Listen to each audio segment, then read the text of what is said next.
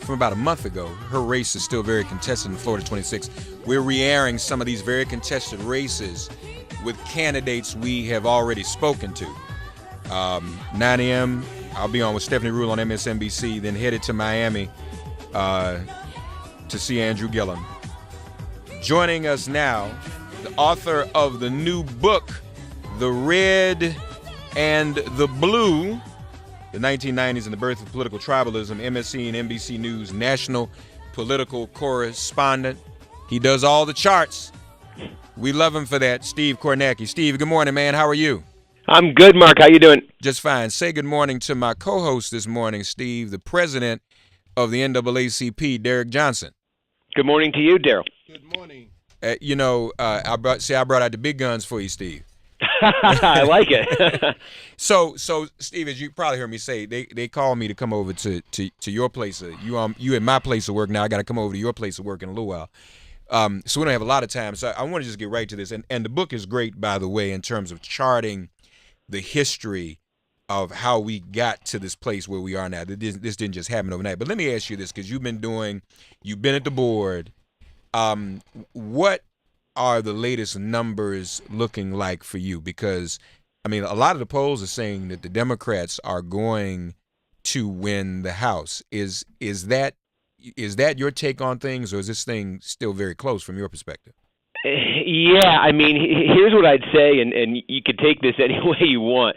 I think right now the Democrats, to me, look about as likely to take the House as Hillary Clinton at this point in 2016 looked to win the presidency. I love it. So now, I mean, look, we can look back at 2016, and I think we say, obviously, she didn't win, but what it took for Donald Trump to win on Election Day was just a sequence of things to break his way. Every single thing had to break his way. He stitched together a slim majority of 75,000 votes across 3 states, lost the popular vote by nearly 3 million votes, and still winded up winning. Now that's, like in poker, that's like drawing the perfect hand in poker. He happened to do that. The odds were that he wasn't going to, but he ended up pulling it out. I think for the Republicans to hang on to the House right now, given everything we're seeing, they would need something similar to happen. So it could happen twice, but the odds say it won't. The odds say the Democrats right now, it's just the combination of districts where they are at this point, I think, strongly favored to beat Republicans. There's a number of those, and then there's a much larger number of districts that I think are pretty much in that toss-up category, Republican-held districts that I'd put in that toss-up category. And if you just add those two groups together, the pool of opportunities for Democrats is so vast. It just presents so many different possible combinations that could land them in the majority.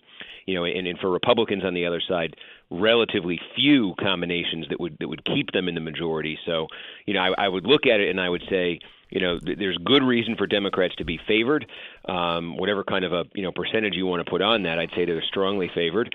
But 2016 taught us that funny things can happen in elections. Yeah. Well, but I guess too the difference is between 2016 and 2018.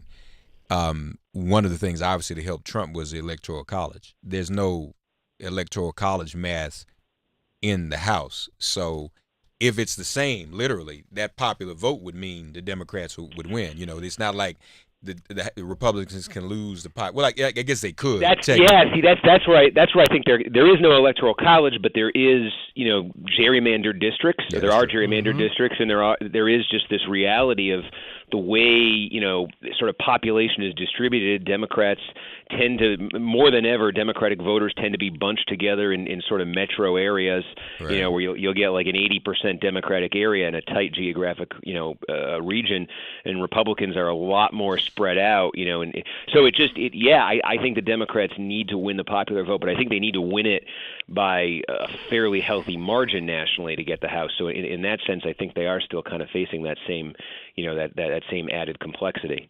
Steve Kornacki with us, folks, the author of The Red and the Blue. It's something I've been trying to do, and it's probably too ambitious, but I'm going to see if you can't do it, nobody can, because you're the expert in this. Are there at all a handful of districts that you have contemplated as the bellwethers? Like, if those handful of districts go a certain way, it determines the way the whole ball game goes. Have you been able to do that? There are a few, yeah. And I'll tell you what, like from a viewer standpoint too. Anybody just kind of tuning in next week, I'll give you a few that are likely to come in pretty early. So early in the night, you get a sense. The first poll closings we're going to get when we start getting real results, 6 p.m. Eastern. And there's one district that we'll start getting numbers from in Kentucky in a 6 o'clock hour. It's the 6th district of Kentucky. It's a Republican-held seat. Andy Barr is the incumbent Republican congressman. It's a district Donald Trump won by double digits, but Democrats are very excited about it. They've got a candidate, Amy McGrath, there. She's a former fighter pilot. Yeah, folks probably know the name. She had that viral ad. So this is a district where it I think in some ways tells the story of the night, or a part of the story of the night. It's one of those parts of Kentucky. The University of Kentucky's there, Lexington. You've got like a blue area in this district, and then it's surrounded by kind of rural Republican areas. So we'll see pretty early. Are you getting that high Democratic energy in that blue part of the district?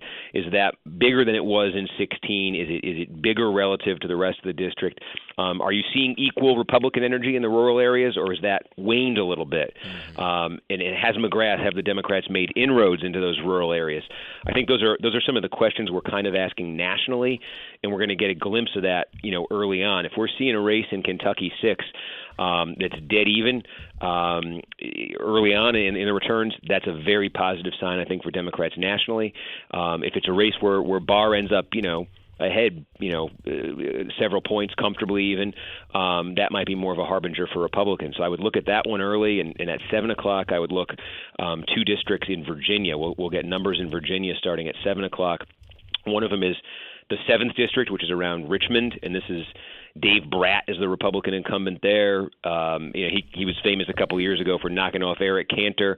I think if Bratt goes down in that district, this is the suburbs outside Richmond, that would be a really bad sign for Republicans. And there's also it's the 5th district of Virginia, and this is the anchor there is sort of Charlottesville, and there's a test as well. Obviously, Charlottesville a big part of the story the last 2 years. Again, Republican district. Democrats are competitive, and if Democrats pick that one off, I think that's also a very potentially big sign of what's to come in the night. All right, so that's good. So the Kentucky 6th and the Virginia 7th and the Virginia 5th. Those are 3, yeah. In the first 2 hours of the night, I think those are 3 I'd keep a very close eye on. Okay. So when I go on TV in a little while, I'm going to say that, and it'll make it sound like I'm as smart as you. And if we're both saying it, then it's going to become conventional wisdom, which is great. We're kind of setting the agenda here. Indeed. As I said, Derek Johnson here with the NAACP. The NAACP obviously is nonpartisan, but it has been registering voters. Steve, have you had an opportunity to take a look at the numbers in terms of early voting and whether and what that may forecast? Yeah, I'm really cautious with this because the thing I've learned as early voting has been rising, through the last decade or so. I have been led astray by it a number of times now, where it was suggesting one thing in the run up to the election, just looking at the party registration or whatever demographic information we could find, and then seeing something different on election day.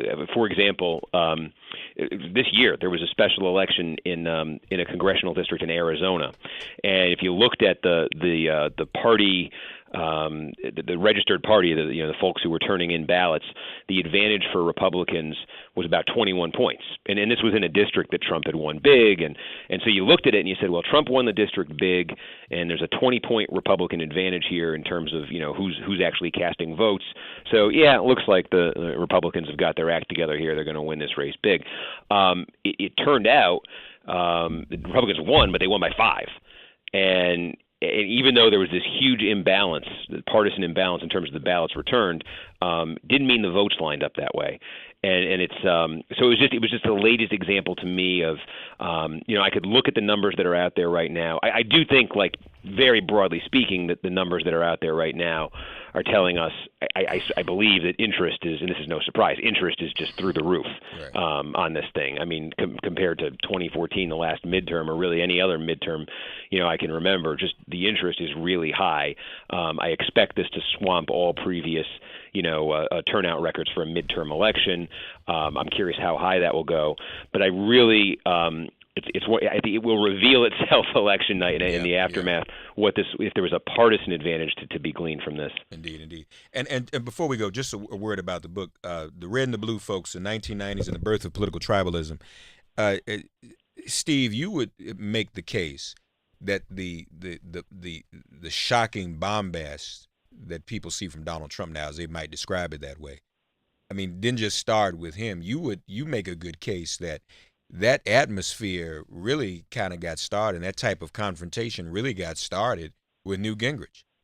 I think it's Newt Gingrich, who we now know as he's on Fox. He ran for president, but Newt Gingrich had that career in Congress in the 80s and into the 90s, where his legacy there was taking the Republican Party that had been the permanent minority party in the House, basically permanent, 40 years straight as the minority party, and he got them to the majority in 1994, the midterm election that came to be known as the Republican Revolution. And the Gingrich strategy for politics was to use the national media, to find ways to use the national media to nationalize politics, to nationalize elections, to get it so that no matter where in the country you were, you turned on TV, and what you saw on TV became your image of the Democratic Party, of the Republican Party. It was no longer so much about what was going on in your backyard, and that was the new strategy, to run against the media, to portray the Democratic Party as the party of elites. This is a very liberal party, and he succeeded, more than I think a lot of people thought he would when he set out. Yeah. The Red and the Blue, the 1990s and the Birth of Political Tribalism. Steve Kornacki. Steve, thanks, man. Let's talk again, and appreciate all the hard work you do, man. Okay. Oh, it's nice of you to say. Anytime. Okay, take care. Steve Kornacki Thank with you. us. NAACP, text 40649. Text NAACP to 40649. Derek Johnson, our guest. Thank you, Derek. Thank you. All right. All right, folks.